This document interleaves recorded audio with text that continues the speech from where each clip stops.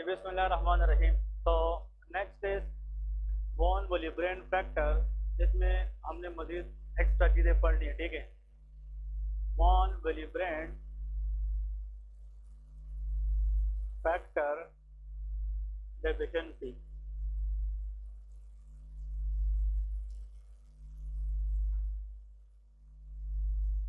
ठीक है, von Willebrand factor deficiency हम डिस्कस करेंगे। क्या है? हाँ जी, हाँ जी। ओके, तो वॉन वोल्यूब्रेन फैक्टर डेफिशिएंसी के अंदर हमने डिस्कस करना है सबसे पहले तो लेके कि VWF stand for von Willebrand factor is a glycoprotein which is produced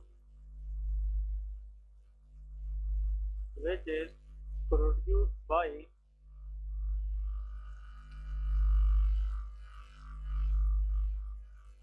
endothelial cells of the blood vessel.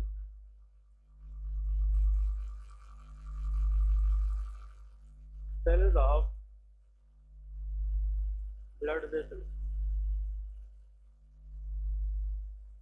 I think this point everybody should know कि हमारे जो ब्लड वेसल्स होते हैं उसकी इंटरनल लाइनिंग देखें। For example this is the artery or vein, क्योंकि artery vein दोनों से प्रोड्यूस होता है। This is a blood vessel. In the blood vessel we have internal lining, these cells are called of endothelial cell। ठीक है जी, इस endothelial cell से एक सब्सटेंस प्रोड्यूस होते हैं वाइबल पेलाडेबाडे। लेकिन अगर हम डायरेक्टली बताएं तो these are the endothelial cells and these cells produce a glycoprotein during bleeding which is known as von Willebrand factor। ठीक है, अब देखिए बहुत सी कंडीशन ऐसी है जिसमें एंडोथीलियल सेल की इंजरी होती है। जब ब्लड वेसल की इंजरी होती है तो उसमें किस चीज की रिलीज कम हो जाती है? वॉन विलेब्रेंड फैक्टर की रिलीज कम हो जाती है। वॉन विलेब्रेंड फैक्टर 80% प्रोटीन होता है, 20% ग्लूकोज से बना होता है। It is a glycoprotein structure. ठीक है, अगर कोई बंदा आप लोगों से ये पूछे कि इसकी नेचर क्या है तो ये ग्लाइकोप्रोटीन इन नेचर है। Some part of the von Willebrand factor is made up of glucose, some part is made up of protein. ठीक है, अब लेके what is the functions of von Willebrand factor. इसकी फंक्शंस क्या है? Number 1, it help in platelet adhesion. याद है, it help in platelet adhesion. ये प्लेटलेट को एडहेस करने में हेल्प करती है, क्योंकि इस वॉन विलेब्रेंड फैक्टर के ऊपर एक रिसेप्टर होता है GP1B, और उस GP1B रिसेप्टर को क्या अटैच हो जाती है? Platelet. Attachment of platelet to GP1B is called platelet adhesion. और number 2, it stabilize factor 8, it stabilize clotting factor 8। ठीक है, clotting factor 8, यहाँ पे आप लोग clotting factor 8 मेंशन करें और MCQs में यही आता है। इसलिए मैं कहता हूँ डेली के बेस पे क्लास किया करें। This class is matter for the previous, इसकी जो कंसेप्ट है वो प्रीवियस क्लास के अंदर हमने पढ़ी है। clotting factors are those protein in the body which help in coagulation। clotting factor 95% liver से बनती है, लेकिन एक clotting factor है जो एंडोथीलियल सेल बनाती है, that is called off factor 8। अब फैक्टर 8 इस सेल से तो बनता है, लेकिन इसकी स्टेबलाइजेशन कौन करता है? Von Willebrand factor. तो इस वजह से ये प्राइमरी हीमोस्टेसिस में भी काम करता है और इस वजह से सेकेंडरी हीमोस्टेसिस में भी काम करता है। ठीक है जी, इसमें यहाँ पे देखें वॉन विलेब्रेंड फैक्टर की नॉर्मल कंडीशन है। अब हम इसकी पढ़ते हैं डेफिशिएंसी। अब यहाँ पे लेके कि von Willebrand factor is usually deficient congenitally. बहुत सारे लोगों में इसकी डेफिशिएंसी क्या होती है? कंजेनिटली होती है, बाय बर्थ होती है। और एग्जाम में इसका एमसीक्यूज क्वेश्चन ये है कि इसकी अगर जेनेटिक नेचर पूछा जाए, von Willebrand factor deficiency is autosomal dominant. ये क्या होती है? Autosomal dominant. यहाँ पे लेके it is autosomal dominant. Autosomal dominant के लिए एक defective copy of the gene चाहिए होती है, चाहे वो फादर से आ जाए या मदर से आ जाए।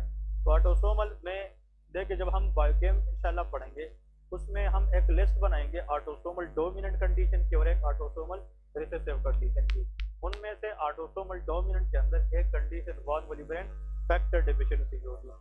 ऑटोसोमल डोमिनेंट के लिए ये बात याद रखनी जरूरी है कि जो डिजीज ऑटोसोमल डोमिनेंट होती है उसके हर प्रेगनेंसी में कितना परसेंट चांस होता है, 50% चांस होता है। ठीक है जी। तो autosomal disease has a 50% chance in each pregnancy to transfer into the offspring. ठीक है जी। अब इसमें नेक्स्ट पॉइंट लेके कि देखिए इसमें क्लिनिकल केस लिखते हैं, एग्जाम में एक केस आता है तो क्लिनिकल केस लेके और इस केस को आप लोगों ने हल करना है। ठीक है, बहुत आसान है। लेके a 22-year-old male presented to the clinic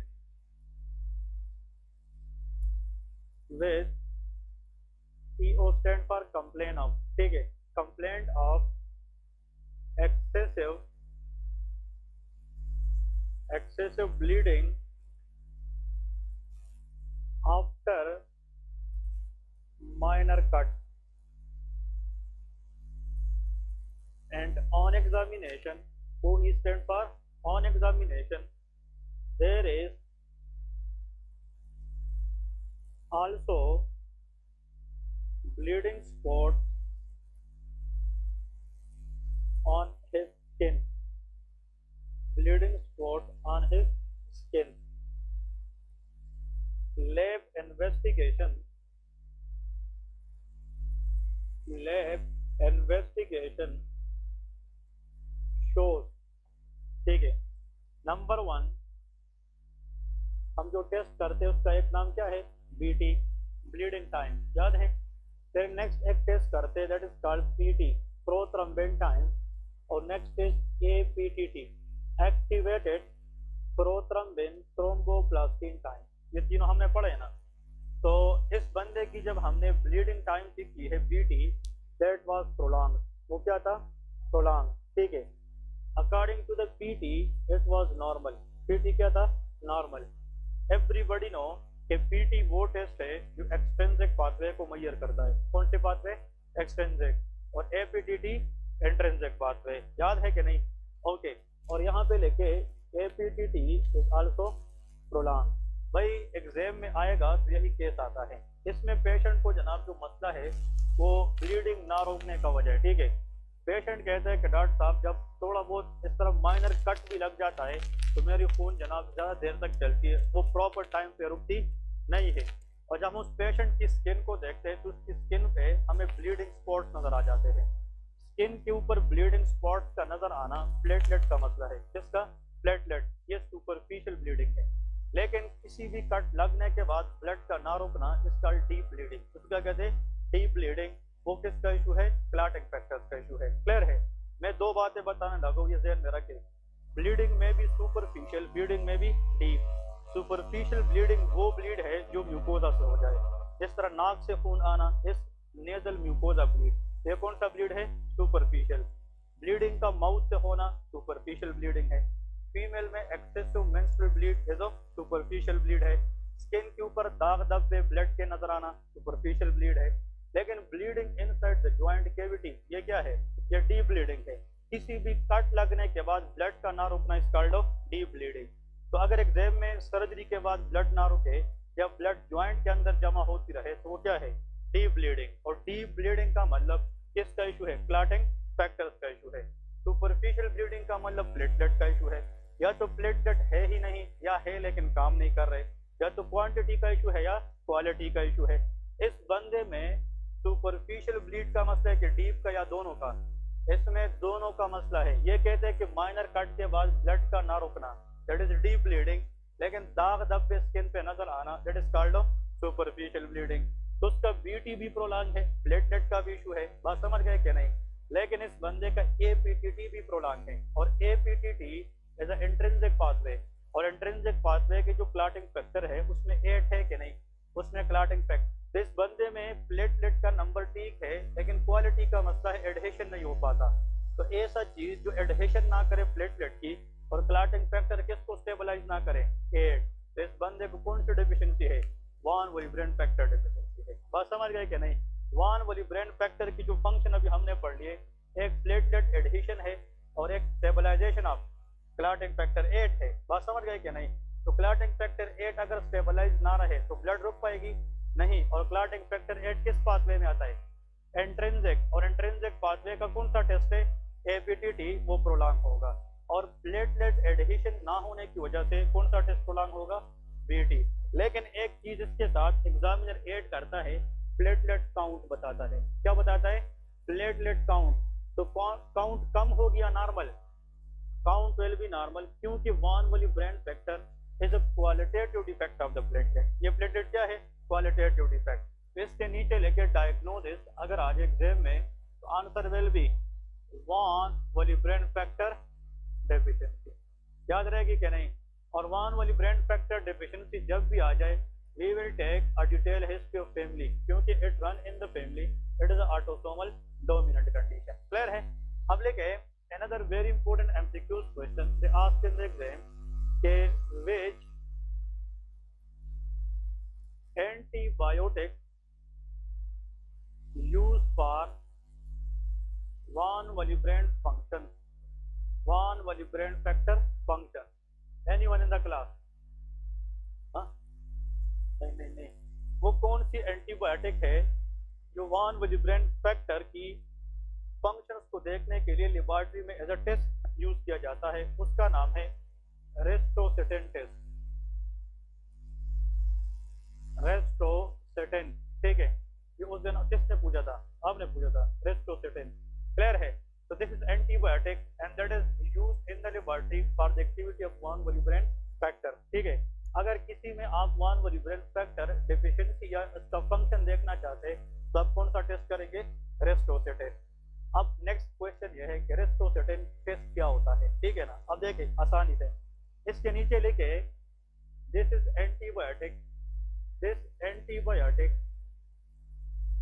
increase. अब देखिए इसका मेन काम क्या है? इंक्रीज, हाँ जी, the release of von Willebrand factor from endothelial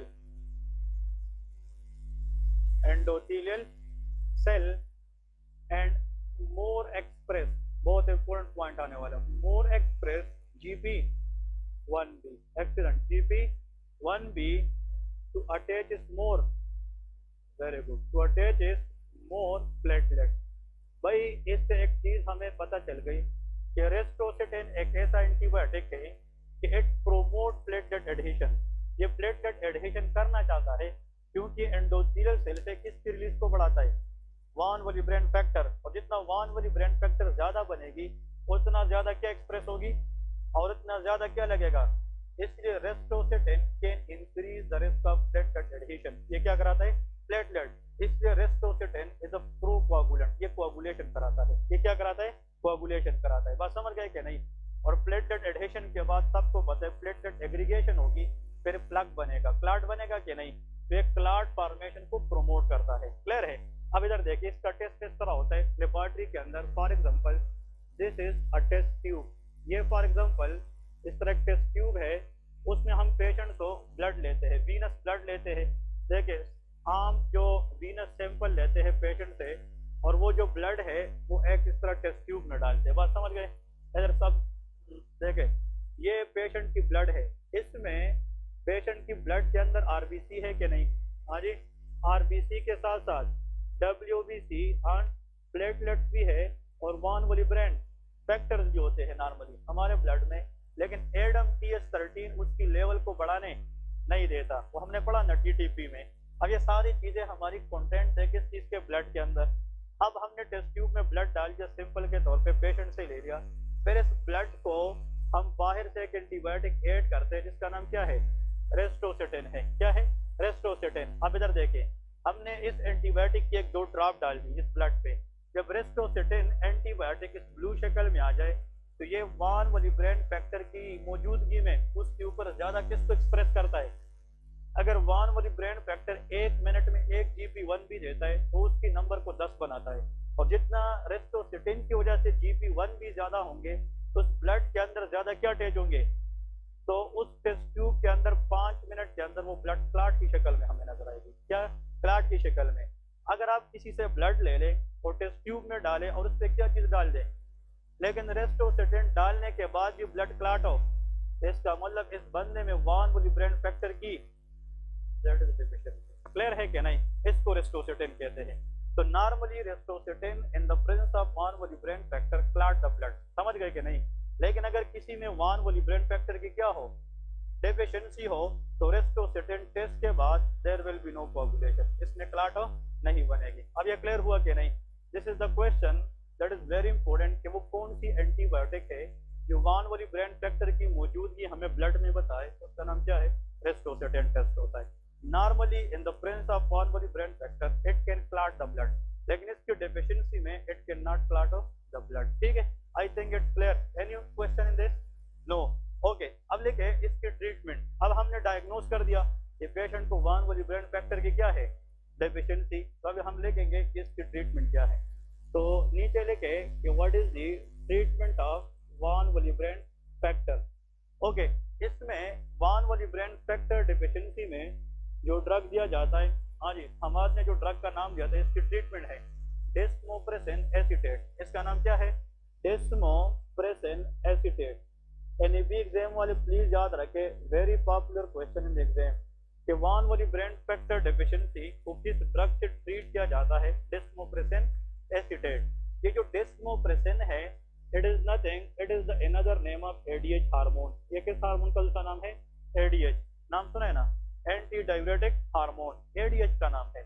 desmopressin को यह नाम इसलिए दिया है कि डेस्मोप्रेसिन एक ऐसा ड्रग है, ये वेजो कंस्ट्रक्शन कराता है। क्या कराता है? हाँ जी, वेजो। भाई डॉक्टर का काम ये नहीं है।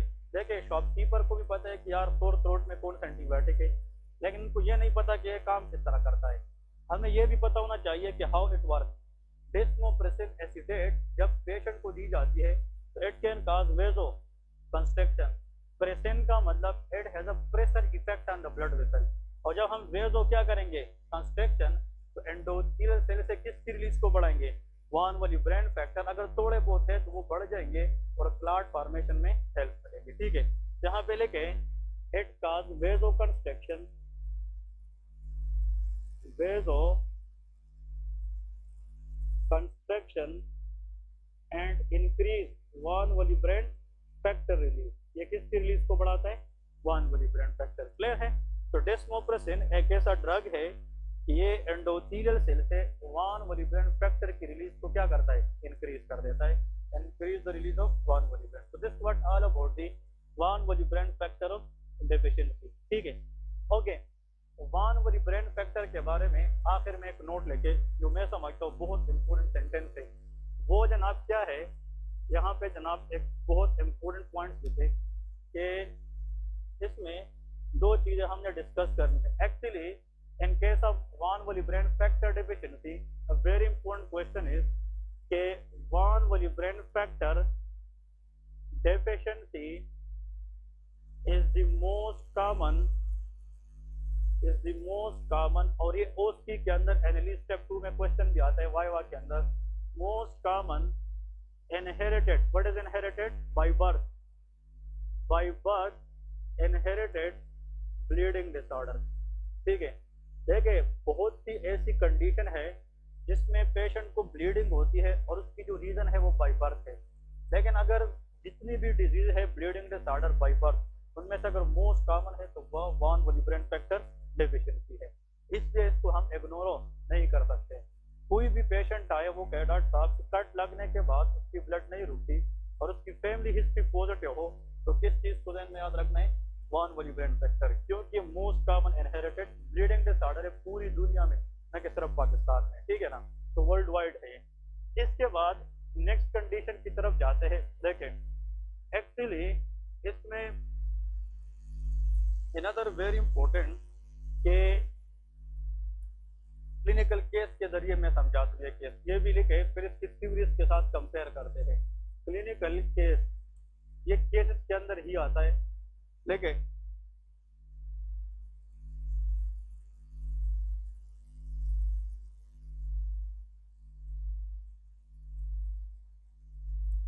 अब मैं upon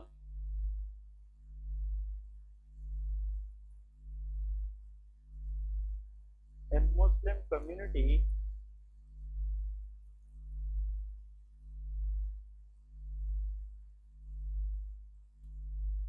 came to the clinic with history of HO stand for history of profuse bleeding after circumcision. ठीक है, circumcision is a surgery. ठीक है, तो after circumcision and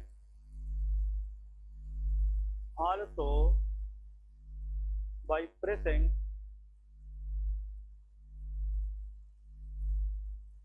the tip of penis not stoppable.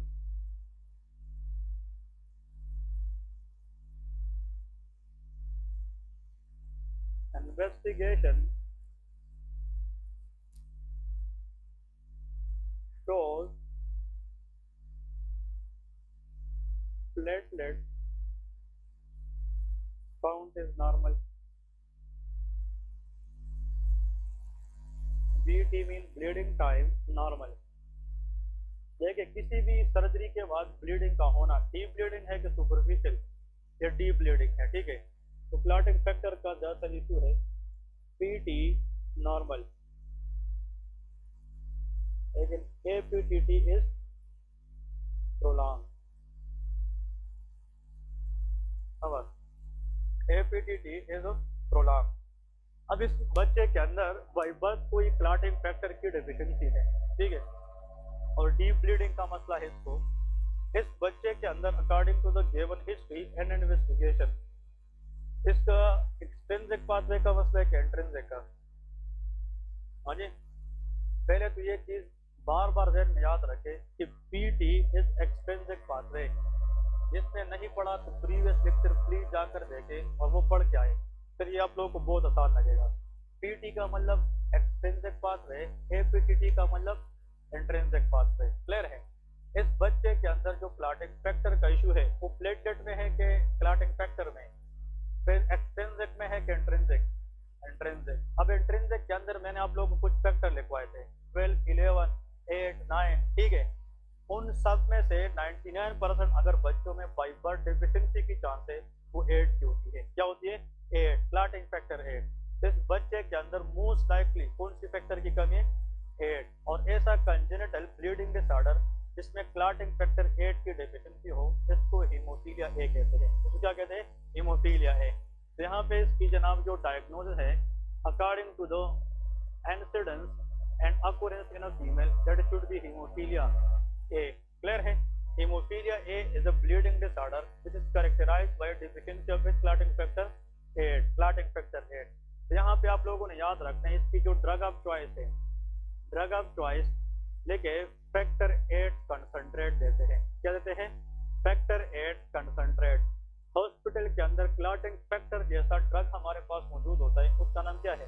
Factor 8 concentrate. क्योंकि इसमें कमी ही factor 8 की है तो हमने बाहर से ड्रग भी फैक्टर 8 वाली देते हैं। तो फैक्टर 8 कंसंट्रेट ये ड्रग का नाम है, ये देते हैं। अगर ये मौजूद नहीं है तो शायद ये वर्ड भी आप लोगों ने याद सुना हो, फ्रेश फ्रोजन प्लाज्मा। ये नाम सुना है कि नहीं?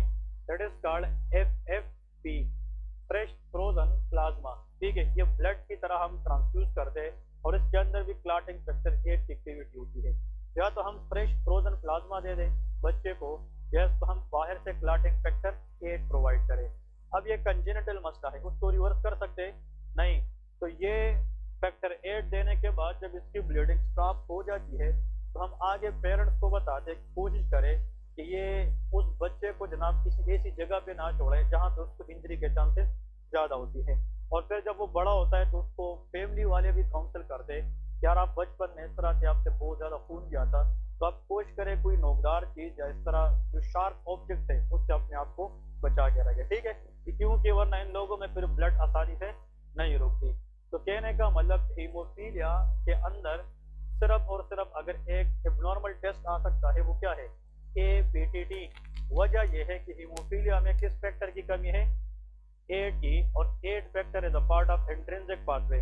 और ऐसा लेबोरेटरी टेस्ट जो इंट्रिंसिक पाथवे की मेजरमेंट बताए उसका नाम क्या है, APTT है।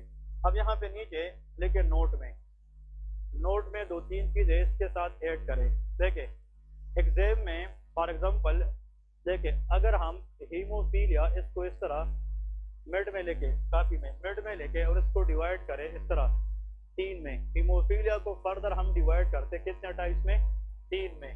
नंबर 1 इज हीमोफीलिया ए, ठीक है, ए को हम क्या कहेंगे, haemophilia B, another is haemophilia सी।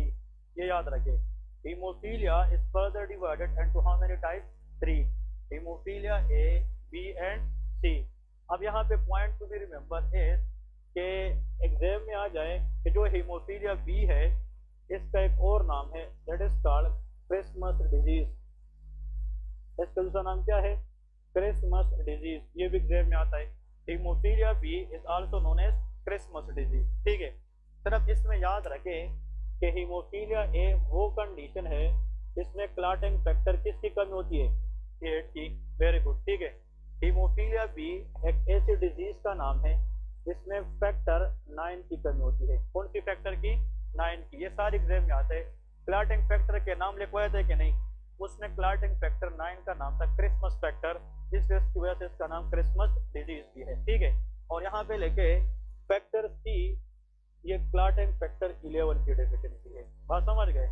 अगर अब ये एक पॉइंट है भाई आपके पास, ये बहुत इंपॉर्टेंट यूएसएमएलई और प्लेब की क्वेश्चन है। एक बच्चा है, वो पेरेंट्स लेके आए कि जनाब कट लगने के बाद उसकी ब्लड नहीं रुकती और इसकी जनाब कौन सी टेस्ट प्रोलॉन्ग है, तो आपके जहन में है कि हीमोफीलिया का केस है। अब ये नहीं पता कि हीमोफीलिया ए है, बी है या सी है, तो हम इसको फिर कैसे फैक्टर 8 लेते हैं। इसका एक वजह यह है कि हीमोफीलिया के तीनों टाइप्स में से 85% हीमोफीलिया क्या होता है, ए। जो ज्यादा कॉमन है तो हम वो ज्यादा सोचते हैं। फिर 10% चांस है कि हीमोफीलिया बी हो जाए और 5% चांस किसकी है, हीमोफीलिया सी की होती है।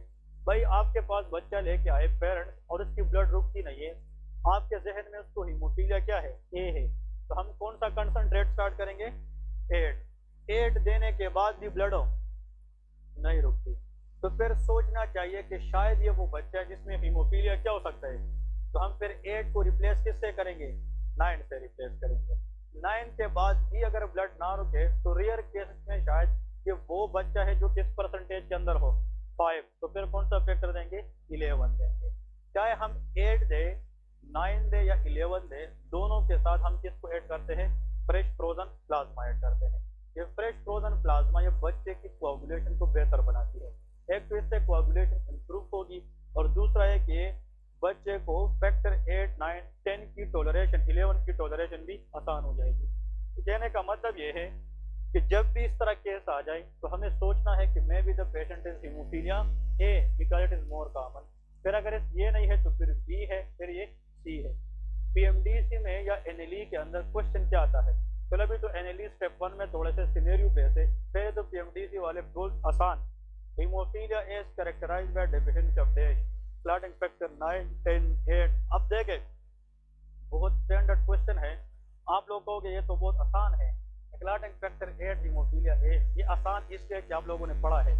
जिसने नहीं पढ़ा हो उसको क्या पता कि क्लॉटिंग फैक्टर क्या है, क्लियर है कि नहीं। तो बहुत से लोग पीएमडीसी या पीएमसी एग्जाम में मुझे इस तरह कॉल किया, अभी आप लोगों को पता है एग्जाम 25 मार्च को आने वाला है, मेरे पास 3-4 लोग ऐसे भी है वो कहते हैं कि सर हमने 10 से स्टार्ट करना है तैयारी, और कहते हैं हमें ऐसी चीज बताए जो एग्जाम में हम पास हो जाए, क्लियर है ना। स्टूडेंट वो नहीं है जो एग्जाम के 15 दिन पढ़ना स्टार्ट करे, स्टूडेंट वो है जो पहले से पढ़े। देखिए पीएमसी का एग्जाम जो आप लोगों में फर्स्ट ईयर वाले है उसका कब है, 6 साल बाद है इंशाल्लाह।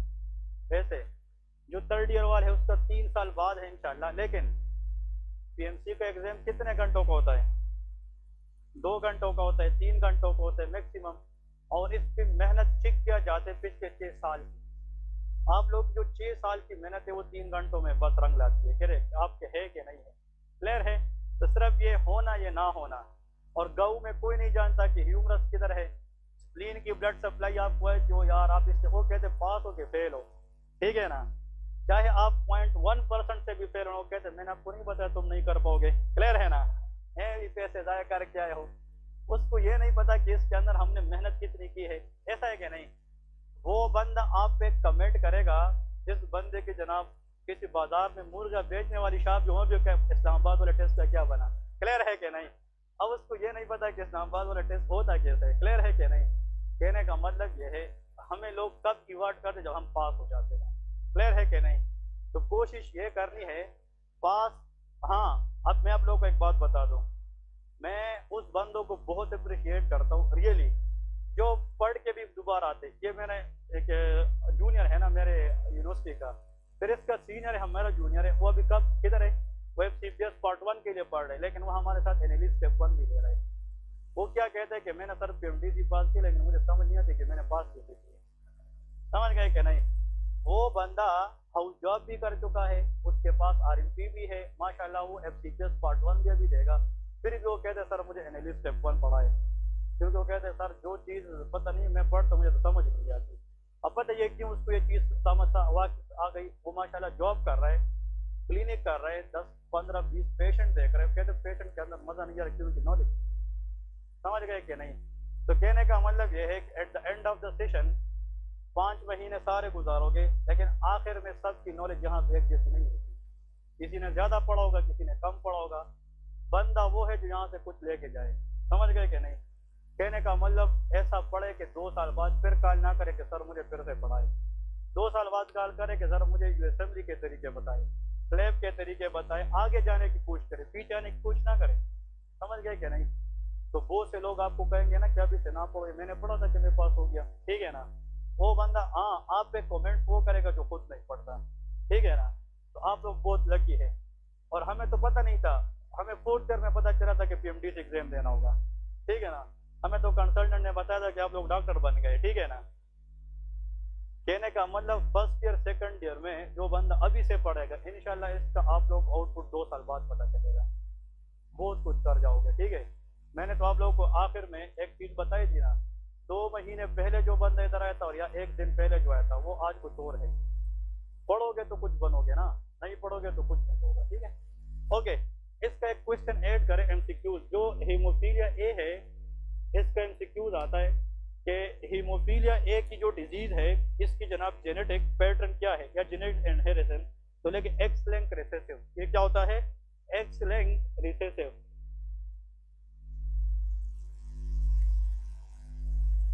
एक्स लिंक रिसेसिव इसका मतलब हीमोफीलिया के पेशेंट वो होते हैं जिसका डिफेक्ट किस क्रोमोसोम पे होता है, एक्स, इसलिए ये बॉयज को अफेक्ट करती है, ठीक है। एक्स लिंक के जितने भी मसले हैं it mostly affect the boys, ठीक है।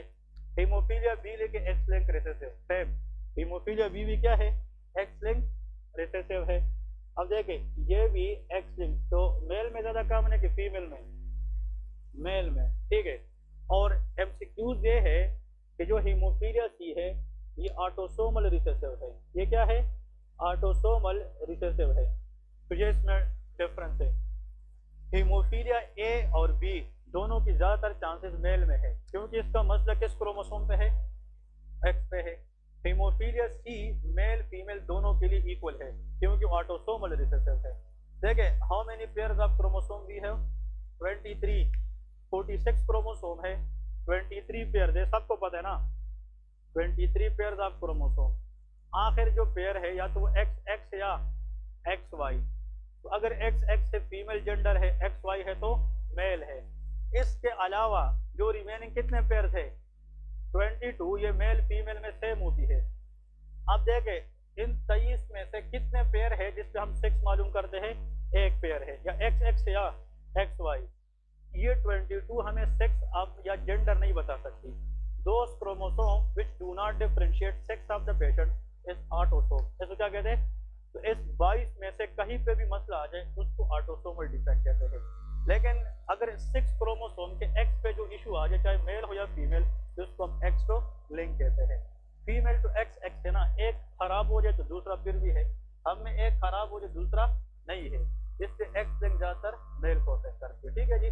ऑटोसोमल रिसेसिव हीमोफीलिया सी है, और जो फॉर एग्जांपल हीमोफीलिया बी है, और जो ए है रिसेसिव है, और ये ऑटोसोमल रिसेसिव, ये एक्स लिंक्ड रिसेसिव है। ठीक है, हाँ जी, रिसेसिव के लिए अगर मेल है फॉर एग्जांपल ये, और फॉर एग्जांपल इस तरह, और ये फीमेल है, तो ड्यूरिंग फर्टिलाइजेशन अगर फीमेल ने तो ऑलवेज कंट्रीब्यूट क्या करना है, एक्स करना है। अब जो आने वाले बच्चे की जेंडर है, आया वो मेल है या फीमेल, वो किस पर डिपेंड है, और सोसाइटी में फीमेल को ब्लेम किया जाता है। ठीक है ना, ये भी गलत चीज है, क्योंकि मेल फीमेल की जो आने की जो ऑफस्प्रिंग की जो नेचर है, वो कंट्रीब्यूशन अब मेल पर डिपेंड करती है। ठीक है ना, अगर यहाँ से एक्स आ जाए तो फीमेल सेक्स होगी, अब इसने तो एक्स ही देना है, एक्स है, तो इसके साथ वाई मिल जाए तो ये मेल पे भी होगी। ठीक है, लेकिन इशू ये है कि क्रोमोसोम, अगर देखिए फीमेल में ये क्रोमोसोम अफेक्ट है, इसमें जनाब ये खुद जनाब कैरियर है, ये क्या है, कैरियर। इसने ये डिफेक्टिव क्रोमोसोम दिया, डिफेक्ट उसके साथ क्या मिल गया, वाई, तो वाई होगा, लेकिन इसमें डिजीज होगी, क्योंकि इसको दबाने के लिए दूसरा एक्स तो नहीं है। अगर ये आ जाए डिफेक्टिव, लेकिन ये आ जाए, तो फिर ये है कि नहीं, तो फिर ये फीमेल भी कैरियर बन जाएगी। तो फीमेल एक्स लिंक के लिए खुद कैरियर होती है, वो आगे डिजीज जरूर दे सकती है, लेकिन खुद उस पर सिम्टम अपेयर नहीं होते, अपेयर होते हैं तो सिर्फ किस पे होते हैं, मेल पे होते हैं। ठीक है जी, हाँ जी,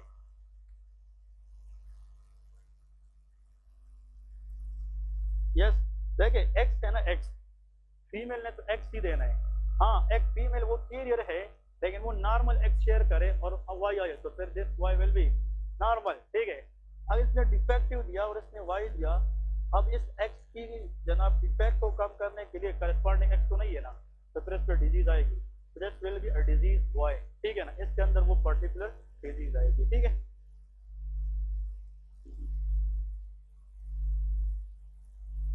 ओके, अकॉर्डिंग टू हर के इसका कोई टेस्ट होता है कि जिसका हम चेक करें कि फैक्टर 8 की कमी है या 9 की है या डी की है, बिल्कुल है। अब ब्लड से सैंपल ले, फैक्टर 8 की टेस्ट कराए, इसको हम ब्लड में डायरेक्ट चेक करते हैं, लेकिन इट टेक टाइम। अब बच्चे उससे ब्लड से ब्लीडिंग हो रही है, may be the baby will lose excessive blood can cause haemorrhagic shock, वो किस में जा सकता है, हेमोरेजिक शॉक। तो ब्लीडिंग टेंडेंसी को देखते हुए हम ब्लाइंडली फैक्टर 8 को डाल लेते हैं। हो सकता है कि अगर 2 से 3 मिनट में फैक्टर 8 देने के बाद ब्लड स्टॉप हो गई तो टेस्ट करने की जरूरत तो नहीं है, फिर वो हीमोफीलिया ए का ही पेशेंट होता है। ठीक है, और 85% होता भी इस तरह है कि फैक्टर 8 देने से ब्लड क्या हो जाता है, वो रुक जाता है। ठीक है, हाँ बस इतना, मतलब ज्यादा नहीं है, कम है, मतलब ऑनसेट जल्दी है लेकिन लॉन्ग लास्टिंग होती है, इफेक्ट जल्दी देता है लेकिन ज्यादा देर तक देता है। ठीक है ना,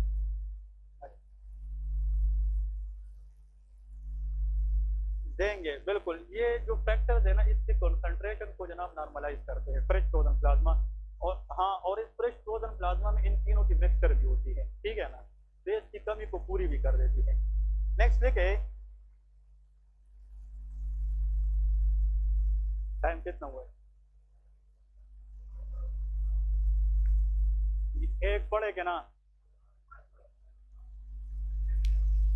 हाँ पढ़े के ना, बस बात सुने, ओके नहीं पढ़ते, एक मिनट नहीं पढ़ते, हेलो, सिर्फ इसके बारे में 2 पॉइंट सुन ले। कल का जो टॉपिक है that is about protein C and S deficiency, लिखना नहीं है, कल इंशाल्लाह इसकी प्रॉपर नोट्स बनाएंगे, सिर्फ सुन ले कि कल हमने पढ़ना क्या है। देखे, बॉडी के अंदर अल्लाह ने जैसे कि कुछ प्रोटीन्स रखे हैं, उसका काम कोआगुलेशन है, वो ब्लड को क्या बनाता है, क्लाट बनाता है, ये सारे सुन ले। लेकिन उस क्लाटिंग फैक्टर के खिलाफ कुछ है जिसको एंटी कोआगुलेंट कहते हैं, वो क्लाट को प्रिवेंट करते हैं। बात समझ गए, मैं कहता हूँ ये तराजू है, ठीक है, ये क्लाट बनाने वाले लोग हैं और ये क्लाट को प्रिवेंट, बॉडी तब चलेगी जब इसके दरमियान बैलेंस रहेगी। अगर प्रो कोआगुलेंट ज्यादा हो जाए, एंटी कोआगुलेंट कम हो जाए, तो कोआगुलेशन होगी, क्लियर है, थ्रोम्बस बनेगा, क्लाट्स बनेंगे, इस्कीमिया होगी, क्लियर है। अगर एथेरोस्क्लेरोसिस होगी, अगर प्रो कोआगुलेंट कम हो जाए और क्या बढ़ जाए, तो फिर ब्लीडिंग होगी, क्या होगी, ब्लीडिंग, जहां पे नॉर्मल क्लाट्स बनने थे वो भी नहीं बनेंगी, क्लियर है। तो कहने का मतलब pro coagulant should balance with anti coagulant, ठीक है। अब जो प्रोटीन सी एंड एस है, सिर्फ ये याद रखें, ये वो प्रोटीन है जो लीवर बनाती है। क्या बनाती है? लीवर। और this protein C and S actually act as anticoagulant. ये क्या है? एंटीकोआगुलेंट। ये क्या करते हैं? हमने क्या कहा था कि अगर ब्लड जा रही है, ब्लीडिंग हो रही है, तो सबसे पहले कौन सा चीज पार्ट लेते? प्लेटलेट्स। वो जिस प्रोसेस के तहत काम करती है उसका नाम है प्राइमरी हीमोस्टेसिस। ये सबको पता है। फिर प्राइमरी हीमोस्टेसिस के बाद क्या होती है? उसमें फाइब्रिनोजन किस में कन्वर्ट होता है और वहां पे मेश बनता है। अब मेश बनने का मतलब वहां पे क्लाट बन गया। अब ये फेब्रिन बनता काम करता रहेगा, तो अगर क्लाट को ये बियॉन्ड द क्या बनाए? लिमिट। ये अच्छी बात है? नहीं। तो एक्चुअली फेब्रिन की एक्टिविटी को फिजियोलॉजिकल लिमिट में रखना, ये सबसे इंपॉर्टेंट बात आने वाली है। क्या? फेब्रिन क्लाट बनाता है, लेकिन clot should be in the limit. अगर ये ज्यादा बने तो आर्टरी को ब्लॉक करेगा। फेब्रिन की क्लाट को बियॉन्ड द लिमिट ना लेके जाना, that is the function of protein C and S. Protein C and S fibrin को नॉर्मल, तो मेश वर्क को या क्लाट को नॉर्मलाइज रखता है। कुछ लोग होते हैं जिसमें प्रोटीन सी एंड एस की क्या होती है? डेफिशिएंसी। उन लोगों में या तो लीवर काम नहीं करता, या बाई बर्थ लीवर में कुछ ऐसा डिफेक्ट होता है जो क्या नहीं बना सकता? सी एंड एस। जब ये नहीं बनेगा भाई, नहीं बनेगा, ये कम होगी, तो फेब्रिन को कोई रोकने वाला होगा, तो फिर ज्यादा क्या बनेंगे? कोआगुलेशन क्या होगी? इसको कहते हैं हाइपर कोएगुलेबल स्टेट। क्या कहते हैं? Hyper coagulable. तो वो clot vessel of the heart में बन सकते हैं कि नहीं? हार्ट अटैक करा सकती है। वो क्लाट ब्रेन को ब्लड सप्लाई कम करके स्ट्रोक करा सकती है। तो protein C and S can cause stroke, can cause MI, because it cannot prevent fibrin from its clot that can cause hypercoagulable state। Clear है? कल इंशाल्लाह इस पे हम डिस्कशन करेंगे। फिर इसके बाद विटामिन के का कोएगुलेशन में रोल है कि नहीं, उसको थोड़ा सा डिस्कस करेंगे। और सबसे बात सुने, सबसे इंटरेस्टिंग और सबसे डिफिकल्ट पार्ट जो आज तक भी अगर किसी बंदे ने एनएलई पास भी किया है और आप उससे ये पूछे कि हेमाटोलॉजी में सबसे कंफ्यूजिंग एरिया बताए, यहाँ पे मैं काम भी ज्यादा करूँ, याद भी ना रहे और क्वेश्चन भी ज्यादा आ जाए, वो ल्यूकीमिया है। क्या है? Leukaemia, which is blood cancer. वो क्या है? ब्लड कैंसर है। तो LL, AML, CLL, CML, multiple myeloma, ये सारे कैंसर है। मैं इसके ट्रिक्स बताऊंगा, उस ट्रिक्स से बाहर एग्जामिनर जा नहीं सकता। एग्जामिनर क्वेश्चन पूछेगा तो उनमें से जरूर कुछ ना कुछ क्लू देगा तो पूछेगा, और वो देखे स्टूडेंट वो नहीं है कि वो आंखें बंद करे यहाँ से बस जाए जाए जाए इस तरह मरी पहुंच जाए। स्टूडेंट वो है जो रास्ते में मोड़ के लेवल पे हर एक बोर्ड को याद करे। अगर आपको बोर्ड याद है तो आपको रास्ता आसान हो जाता है। तो if you know the tricks and if you know the points in content, वो पूरा टॉपिक आसान हो जाता है। हर एक टॉपिक में दूसरे टॉपिक से कुछ ना कुछ चीजें डिफरेंट होती है। कल इंशाल्लाह वो हम पढ़ेंगे, कोशिश करेंगे ल्यूकीमिया स्टार्ट करें और जो इसका रिमेनिंग पार्ट है वो पढ़ेंगे। ठीक है? 9:30 पे इंशाल्लाह कल मुलाकात होगी। अल्लाह हाफिज।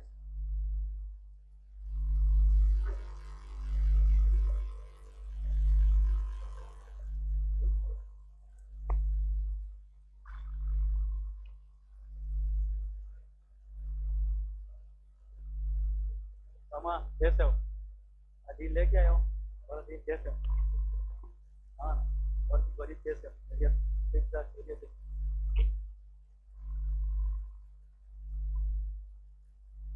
हाँ जी हाँ।